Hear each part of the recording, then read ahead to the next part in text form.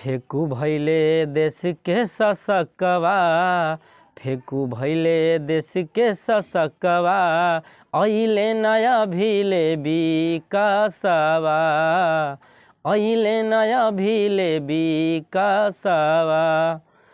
फेकू भैले देश के ससकवा, अइले न मोदी जी विकासवा।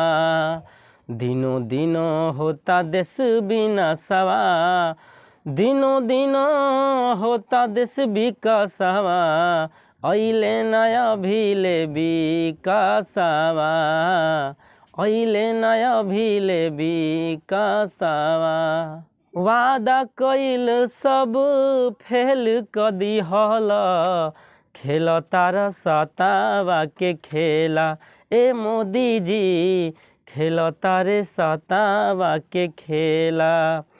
वादा कइल सब फेल क दिहल, खेल तार सतावा के खेला। ए मोदी जी खेल तारे सतावा के खेला।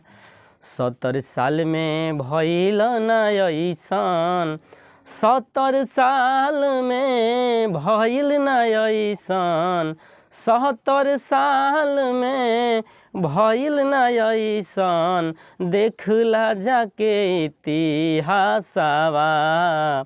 फेकू भइले देश के ससकवा, कब आई मोदी जी विकासवा। फेकू भइल देश के ससकवा, कब आई मोदी जी विकासवा।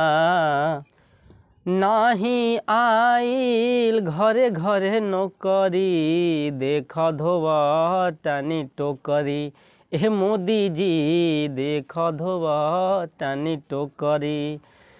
अरे कि नहीं आइल घरे घरे नौकरी, अभियो धोवतानी टोकरी। ए मोदी जी अभियो धोवतानी टोकरी।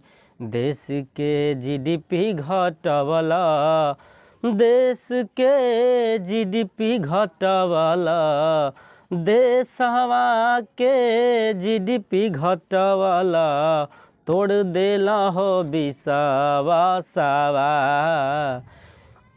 फेकू भइले देश के ससकवा, फेकू भइले देश के ससकवा, अभिले नया अइले विकासवा। फेकू भइले देश के ससकवा, अभिले नया आइल विकासवा। नाही आइल विदेशवा से काला धन, नाही खातावा में पैसा।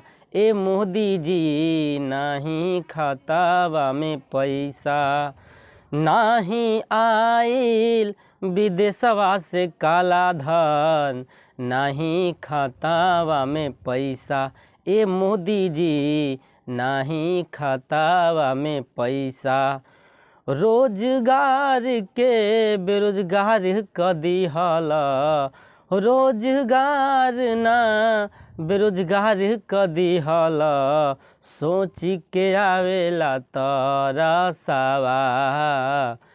फेकू भइले देश के ससकवा, फेकू भइले देश के ससकवा, फेकू भइले देश के ससकवा, अइले नया भीले विकासवा। दिनों दिनों होता देश विनाशवा, दिनों दिनों होता देश विकासवा, कब आई मोदी जी विकासवा। नमस्कार, आप सब अपनी प्रतिक्रिया कमेंट बॉक्स में अवश्य दें कि यह गीत आप सबों को कैसा लगा। जय हिंद,